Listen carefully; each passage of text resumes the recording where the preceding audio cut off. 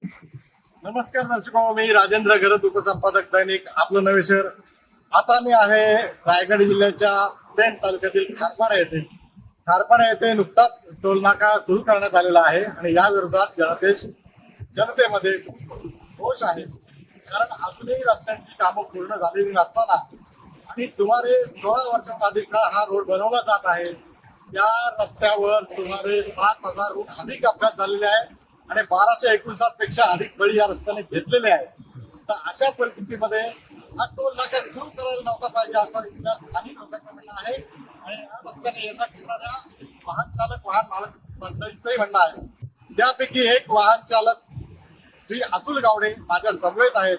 ते या रस्त्याने नेहमी वेगवेगळ्या पॅसेंजर्सना घेऊन जात असतात.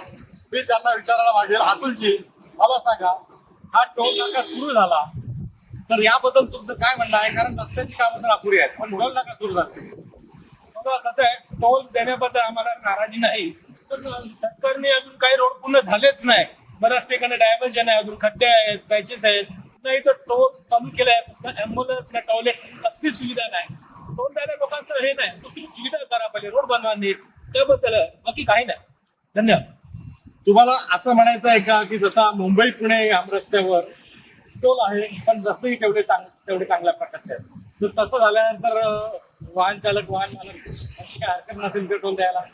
बघा बरोबर, अगदी बरोबर. मुंबई पुणे कसा 3 लेनचा बनवलाय, 3-6 लेन, तसाच हा 6 लेन बनवायला हवा होता. पण सरकारने पोझिशन आहे जो आहे बनवला ठीक आहे, पण तो जरी नीट बनवा पाहिजे मग टोल चालू करा. चुकीचं आहे हे राग असत्या काय. ठीक आहे, तुम्ही रोड बनवा, टोल घ्या, आम्हाला काय हरकत नाही.